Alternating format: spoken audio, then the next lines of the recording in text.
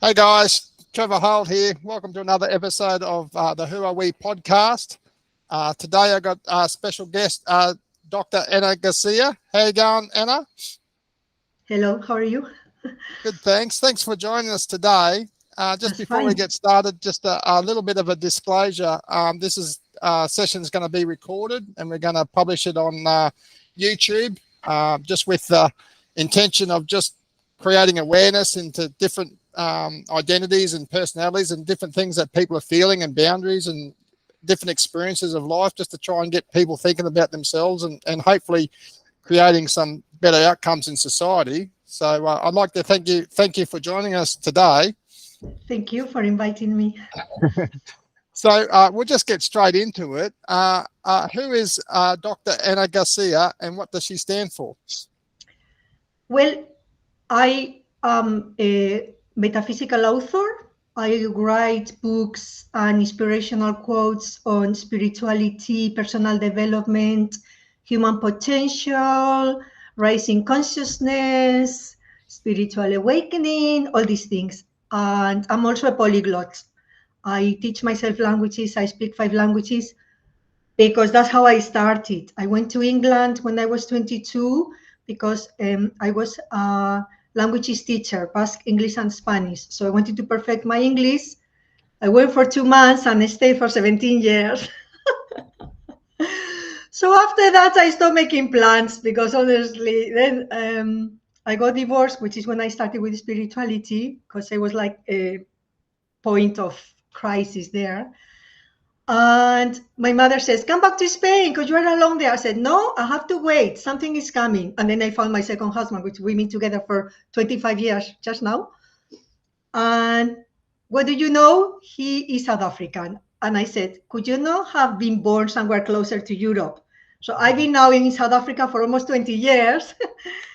And hopefully this year in July, we go back to Spain because my daughter wants to study criminology in Spain. So the loop is closing. So I'm going back to Europe, hopefully bringing everything I've learned from everything I learned in England, spirituality based, and everything I developed here in South Africa. So I actually feel that all these many years have been just preparation for whatever is coming next, which I don't know exactly what it is, but I just have that feeling. So I just follow the feeling. Yeah. So it sounds like you've learned a lot in different countries. So 17 years in England and what Yes. 20 something years in South Africa. Yeah. And also I'm not telling having, you my age, but you can guess it. but also too having that different life partner throughout that. Obviously, there's a big change in life, isn't there, when you change your significant partner as well. So having to achieve this living status in different countries with Yeah. different people, has that created different results for you and how you go about things? Well, the thing is that I believe that you meet people at the level you are ready at, as per the law of attraction. So if you are blocked at a level, you attract a partner also blocked at a level, and codependently, you start trying to work out. I believe it's all sacred contracts or soul contracts. So it's all karmic relationships, let's say. You learn from each other and you teach each other. When the lesson is learned, click, the karmic bubble breaks or bursts, and then you just come out with in a new platform, with a new view, with new level of self-empowerment. And so I could feel that something was coming. And so he arrived. I didn't know South Africa existed if it wasn't for Nelson Mandela, but here I am. And so when I was there in England, I believe now, looking back, because I did Reiki Master, I did a metamorphic technique with Gaston St. Pierre, I did tons of healing, kinesiology, homeopathy and stuff, because I feel that I am a very sensitive person. And so my body, my system was a little bit imbalanced. So there were like cracks everywhere in my aura, if you want to call it somehow. And so I think I went there to just integrate or put myself together or heal. and start getting empowered. So I started to write books. I started to download a lot of information. It's like I am an open tab. I always have stuff. I write my spiritual diaries, and from my spiritual diaries, I write my quotes, my books, articles, whatever, because I'm continuously downloading and writing and then integrating. And then I see everything very, very clear. And so that's one side, but the polyglot side, it gives me a brain like a decoder. Right? I call it a decoding brain because I pick up the energies. I see like a pocket of telepathic information or something, or energies, and then suddenly over the next 2 days or 3 days start to do, and I start translating into words, and then I started to write it. So it's a process continue. It keeps me healthy and the channels open. So I am very self-disciplined. I write every single day because I have to. If I didn't, my head would explode. So it's a way to get rid of everything that comes in, and then it's like it cleans itself. The energies clean it themselves because the things that are like obsolete, I am able to let them go because now they are in my conscious mind, and the new things that come is like the break open possibilities and the way you see the world, and you think, whoa, what a concept. And then you go in the internet and it may already be there, but for you it's completely new, and bit by bit you are evolving and progressing all the time. So for me, this is now a way of life, because in Spain I was a teacher, languages teacher. Then in England I was working for multi-linguistic or multi-international companies. I wanted to be a manager, so I worked really, really, really hard to become a manager. I did become a manager. I'm burnt out, and I went. I learned the lesson that maybe in life, what you think you want is not really what you need, but what you need, you don't think you want. So I thought, you know what? Let's change it around, like a Spanish omelette. Let's turn it around. Let's allow my spirit to guide me instead of my ego or my mind to tell me what I think I want to follow as per pre-established ways to say you're a successful person because you follow the steps, you achieve the job, and blah, blah, blah. And I go, what does it mean if you're not happy? So I started to backtrack, and South Africa has been the opposite. So it's here when I had my baby that I did Toastmasters. That was about 4 years. And then I did a PhD online for metaphysics because I really wanted to understand what the heck I was talking about all the time. It was like a new language. And I didn't really have anybody I could, because this is years ago when the internet hadn't exploded like now. So it was like me by myself. And I'm thinking, well, so I did a PhD, and with that I put it all together, and I thought, okay, now I know where I stand. And from now on, this is me. Now I can tweak it and change it a little bit, but basically this is me.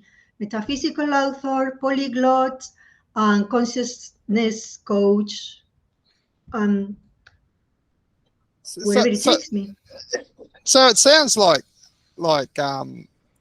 you got a catalyst, like you achieved what you wanted to achieve, like, and it sounds like it wasn't really well. It sounds like that your impression of what you wanted when you got there wasn't, you didn't feel fulfilled, and it wasn't really what you wanted. It was more something that society was telling you needed to do, and you followed the steps to get there. And when you got there, you thought, well, hang on a minute. And yes. And I think maybe the change of life with your divorce and separation of your significant, it sounds like that was a bit of a catalyst to sort of look at yourself and where you wanted to be. Yeah. Correct. Yeah. Mm-hmm. And so I'm not going to say that was a bad person, that was a mistake. Like some people say, there are no mistakes. There are only learning experiences. I am forever grateful because when I met him, I needed to meet him, and that took me away from Spain, which in a way made me become independent. And then I had to learn more languages. I had to fight in the business world, which is a crazy place. But I, like you said about your story, I also survived through by myself. I needed to know I could stand alone. And then when I came to South Africa, it's a different culture because South Africans welcome all differences. While, for instance, the British are more direct or strict, and they like things like one way. So there I had to kind of fight to be accepted. And here, they all loved me from the beginning. It was like my second home because they say, we love your accent. In England, it was, we don't like your accent. So, I was the same person, yet in a different environment, you are liked or not so much disliked, but you have to fight harder to be part of it. So now I always say, put me wherever in the world and I'll make friends. Put me in Siberia out there with the bears or something. I make friends because I've kind of met people of all different cultures. By learning the languages, I understand their mindsets, and I am all about strategy and mindset. I love it. And for me, languages are also strategic ways of expressing yourself. So everything I do is about self-expression, and I teach people to connect with their inner truth, don't lie to themselves, and be who they are without excuses or without asking for permission, and just because we have the right to be who we are. In fact, you cannot be anybody else even if you try. And that is the whole unlearning, so that you can start learning. But I only what I learn myself. So if I don't learn it, I can't teach it. And exactly what you just said, as I learned that lesson, then I made a mission to just trickle it and trickle it and trickle it until the universe says, okay, we get it. You're not going to quit. We will come along and we will help you. Whenever they are ready, I'm always ready. So and it sounds like from your experience, it's been easier for you when you find your people, and because you're describing South African culture as something that embraced you, and it helped you doing it, whereas the English culture didn't really it was more sort of of a hold you. fight, and I did get very good friends, but it took me to, like, for instance, go out to a pub by myself. I don't even drink. Go out to a pub by myself one afternoon to see if somebody speaks English to me, because I went to England to speak English, and I was at school with Italians, French, Spanish. They're only talking everything but English, and I thought, well, to not speak English, I stay at home. So there's no way I'm going to continue speaking anything but English. So I went. And I came out with friends, and people say, "Did you make friends?" Yeah. I did, like, that is unheard of. That's me. But yes, it was a challenge. But yes, it nice made you memories. stronger. It makes you stronger. Talking about stronger, it made me bring out the strength that I had that I didn't know I had. So I'm not sure if I am stronger. I'm definitely more assertive and so on, because I don't know if you can get out this level of strength if it is not in you in the first place. It's just I didn't know I was strong. Kind of thing. You discovered your strength. And like that, many other abilities, compassionate, patient. I mean, I wasn't patient at all. I'm Aries. People are not patient. But I realized I'm either patient or fight with the world. Okay, fighting is not in my vocabulary anymore in that way of going against the grain, because then what happens is that you waste all your energy on an impossible task. And that's when I started to do the Tao, yin and yang, flowing like the river, the concepts of do not hold on to the words, but pick up the energy that comes from the words, go between the lines of life, all this void, all this yin energy. And I go, you know what? It's much more relaxing. So I feel like I'm aging less fast now because I'm fighting less or fewer battles that are not, you're never going to win them. So I just choose and pick my battles, and my battles are, what is my purpose in life? And then with that, nothing will stop me. But all the other ones, pick little fights with your family, with I don't do all that. I pass now. And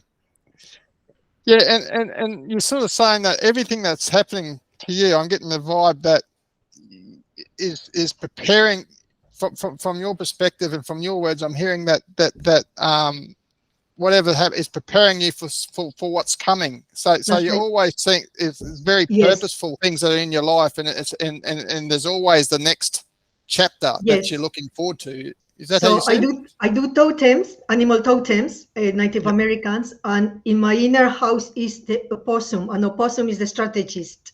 It's got like a little pouch, like your kangaroos, a little pouch with about 13 babies. So 13 is a significant number. And whenever I get stuck or someone puts me against the corner, I say, no, I have a possum. I can twist. I can zigzag. I can change my mindset. So it is all a game now. It's a game of, I'm not being successful that way. Let's not fight against the elements. Back off, rethink your way, go to the internet, pick up a word. That's my polyglot. Pick up a word, find synonyms, start getting a different angle. And with a different angle, find like what people do with that. And so do you see what I'm saying? So I write it all. I start doing mind mapping. It's so exciting. I find it very exciting because it gives me resources. So I'm going back to Spain with a huge bag of resources, like my little marsupial friend. And it's like, honestly, throw something at me, anything, because I know I'm going to find a way to sneak through it, like the water trickling through a basket. There is always a way. So when people get, I can't believe this, and this is impossible, and it's not fair, I say, hello, that is not going to take you anywhere. So if this is what I've learned, which is a way to become mentally flexible and agile, then I've learned anything I needed to learn. And the rest, when you don't know it, instead of panicking like a headless chicken, sit down, stop, meditate, and just, and as you settle like a placid lake, the universe starts talking to you and it starts reflecting the messages, and then they start picking up vibes, and then they start understanding, okay, and then bit by bit start changing my way. So instead of, this is what we do. We have an ego-focused life. The first thing we do, defense mechanisms, attacking mechanisms. I must be right, so that means that you are wrong. It's not where I can both be right. Why cannot both be right? You're right for what you understand. I'm right for what I understand. Let's find the middle point, right? So with all this, it's like so much fun. What people suffer, for me, is so much fun. Yeah. And I was just wondering, because you mentioned your daughter there now, and how does motherhood fit into all these schemes, and how have you found navigating your professional life and moving forward personally, as well as trying to contribute to the well-being and survival of a child? Well, the universe is so wise. So you make a plan, it never happens. You don't make a plan, happens. I didn't think I could have children because I tried with my first husband and it didn't happen. So I assume I couldn't. And then I came to South Africa and I hear, because I'm clairaudient, if you want a baby, you have 6 months. Okay, I never know who it is. But the messages are always clear. Okay, 6 months. My husband says, okay. I mean, we're like, we just arrived here. What's going on? And if you do, you must look at the moon, stage the day you were born, because that, and mix it with your fertile cycle in the middle, because that will increase your fertility 1,000%. And the message comes. Animals do it all the time. Humans have forgotten, but it's in your DNA. It's in your memory, cellular memory. I go, okay. 2 weeks later, I'm pregnant. People think I'm lying because it's like, nobody does that. At 41, I wasn't 22. I was 41. And so there she comes. And then my husband is working and I'm still trying to get the papers, the South African papers. So I stay at home. And all I do is read books, meditate, study, be with the baby. She didn't want to sleep alone, so she was always with me, 24 hours with me. I said, you know what? Disney crystal children, these indigos, they want the comfort and the security and the safety of the mother's aura. That's why they choose you as their mother. And I said, you know what? I was reading books and I didn't, they were making me feel very out of place. So I thought, you know what? I'm going to do what I always do.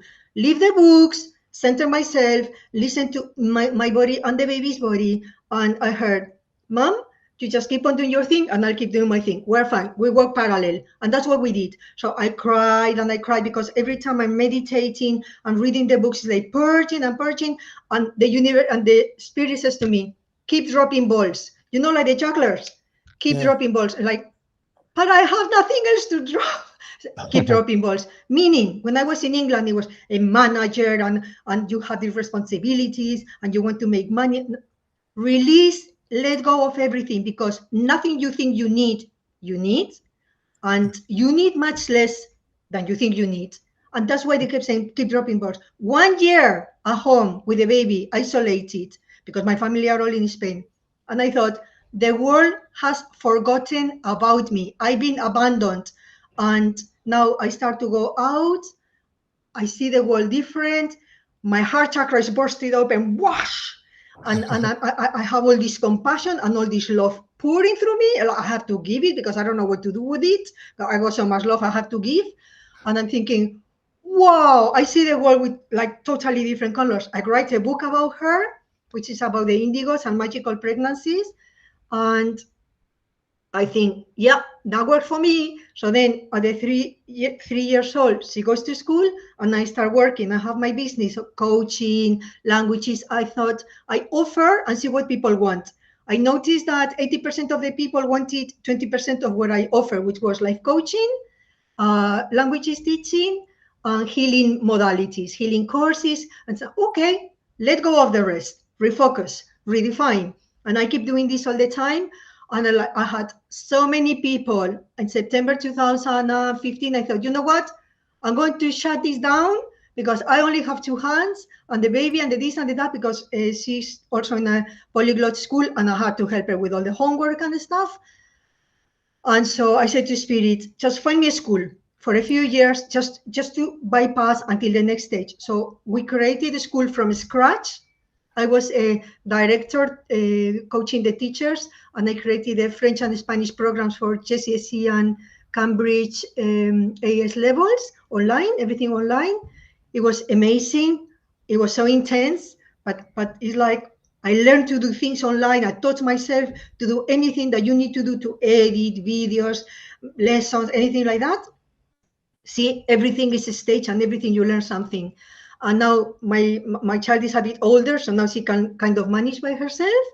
And my father starts getting older, so I start going to Spain more often because I think, okay, now is karmic resolution time. I'm going to Spain. I'm going to work with my dad and my mom. My mom is still alive. He just died now at 89 in July. And there is a lot of things to talk here. And I need to talk with them because we all need to harmonize. I do not want to pass anything to the next generations. So see, every single step I've taken has been massively intense, big scope, at soul level, and every step of them was like a massive, not a fight, but like not a war, but like a huge mountain. And until I finished that mountain, I was not moving my focus until that was done, and then I moved to the next. And in the process, you are mixing and matching layers, and you're growing and healing things that you are not focusing on, because that's how it works. We are multidimensional. And I'm thinking, did I get the secret of life here? Well, I was just working so hard. And it's like, I feel like I got a key of happiness, a key of focus, a key of self-discipline, without saying, I hate self-discipline. But if you do it with love, it's beautiful. Okay, I don't know. I don't know what I want to be. But you don't know, you don't need to know what you want to be as long as you start following. Okay, so you see, one little step at a time, ant totem, one little step at a time. And with this patience and this process, there is no mountain you cannot conquer, however long it takes you. And if you are blessed with lots of years, then you can conquer many mountains. So that's the way I see it. That's beautiful. So it just sounds like every challenge that you get, or every element to your life, you embrace it more. Like your child, you're talking about writing stories and using and incorporating your life and your business around your child, and really, really embracing what it. else are you going to do? Yeah. What are you going to do? I want this. And the universe says, that's not your path. For instance, when I was 19, I was found that I had a problem with my back. So they put me on a bed in a hospital for 4 months with traction. And I wanted to be an engineer. Because when I was little, all I wanted to play was engineering construction games. Very little dolls for me. I have a very strong male side. And I go into engineering and I go into this bed. So I fail my course. I get depressed. I don't want to continue. And my mom says, go to do teaching because that's a shorter university course and you love languages. I said, okay. I go there just to do. And then I realized, oh, languages are exciting. So I realized that I'm behind everybody else with languages because they were prepared. So I go to the School of Languages after university and then to do Basque and this and that. By the end of the 3 years, I am on the top of English, on the top of that, on the top of the, and everybody says, how the hell you're doing it? Because once I decide I want something, nothing will stop me. I almost die trying, but I keep on going. And I conquer that. And then that takes me, I hear, you must go to England. So we put a name in an opera agency, and 1 week later, I am in England. It's like, I didn't even have time to pack. It's like this with me. When I finish one stage, the next one opens. The choice you have is to shrivel and hide in a little cave and hide from life. Nobody can hide from the destiny, sorry to say. And I say, you know what? I throw myself at my destiny. Just catch me if you can, because you know what? I either fall or fly. I always end up flying, but it's just like exciting. It may have to do as well that my birth totem is hawk, and hawk is all for the adventure and all the courage and brave and looking around and see what's going on. And say, that's me. I am curious. What can I do? I want to know. My mother says, will you not stop learning? I can't. I would die. I need to grow. It's just like air for me. So I embrace it. The alternative option doesn't. Even now, you're growing. You know, you're not stopping. Even now, you're talking about growing and learning. And now that things are getting easier for me.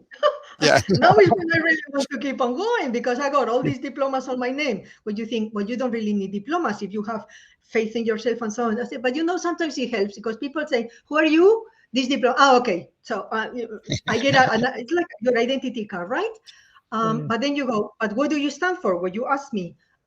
Raising the consciousness of the planet. Okay, that's a small job. Yeah, very small job. Why would I want a small job when you can have a very big job, you know? And the people tell me, I am exhausted watching you work so hard and seeing you keep on going when all I want to do is go to the sun and sunbathe. I said, that's fine. Go and sunbathe. I don't have time. I don't want to. I want to squeeze time, squeeze what life has to give. And it doesn't have to be really out there adventures. It's adventure inside, just self-conquering, self-mastering, self-discovery. It's so exciting. There is always more to discover, and you can ask anybody. So you just have to keep on doing it. The benefit is that when you learn about yourself, you learn about everybody else because we all work the same. It's the same system. We all walk home. We're all on the same path. This episode, that episode, but we're all going to the same place. So I think, you know, I don't want to waste any of that. Recycle energies. Yeah. That's amazing. And thanks for sharing so much about it. I feel that we've got so much.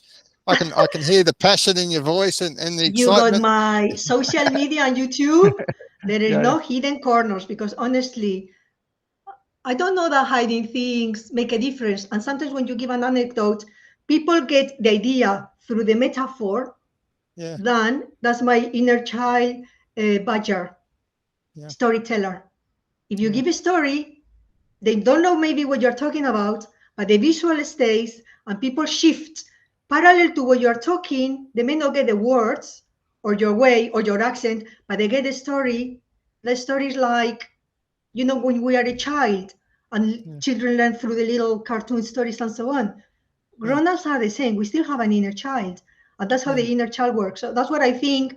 I sound so open and kind of even they say, you are very innocent.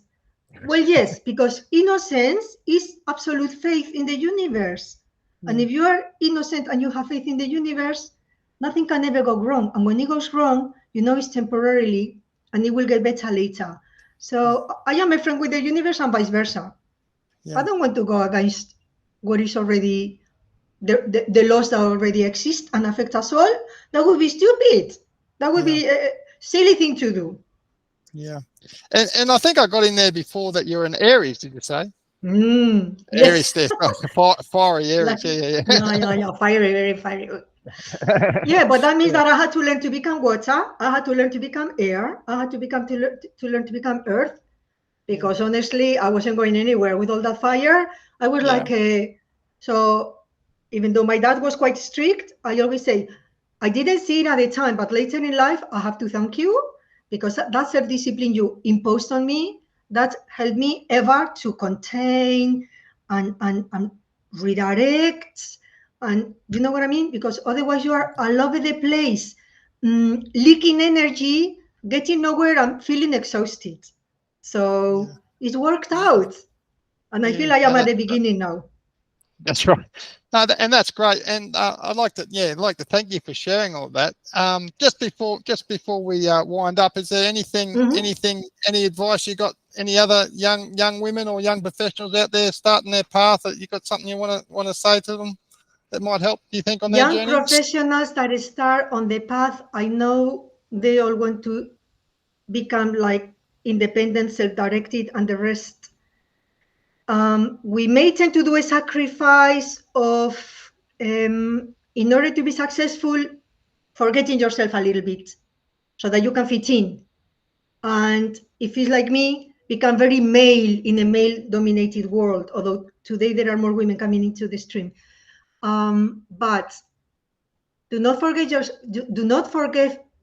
yourself, because then you have to backtrack, find yourself again, start somewhere else in a different platform, and do it in the holistic way. There has to be a merge of what you achieve in the outside world and how you feel in the inside world. If there is a deviation there, at some point there's going to be a crisis point. So it's better to go slower, and get there in a one piece, rather than going there as a rat race, and burning out in the process. It really not worth it. Finding a balance, you're saying, but only because of self-love. So if you are going out there to do a job, to become successful, to gain admiration, to gain acceptance for what other people can say about you, that is not the right way. It's better love yourself, and whatever you achieve is because you deserve it. It comes naturally, it's organic, it's holistic, and do not pay too much attention to the external world, because it's a bit of a Maya, and pay attention to your heart, to your feelings, because that's the only truth. And if you are anchored in your truth, even if it works out a little bit different, you will be successful in the ways that count in the end. Yeah, that's great. That's great advice. Yeah, no, thanks for that. So it's been a real pleasure talking to you, and maybe we can catch up again. Maybe we can catch up again later on, and no problem. I'll be here or there or somewhere. Somewhere. No worries. Thanks you, very Trevor. much. Have a good one. Bye. You too. Bye-bye.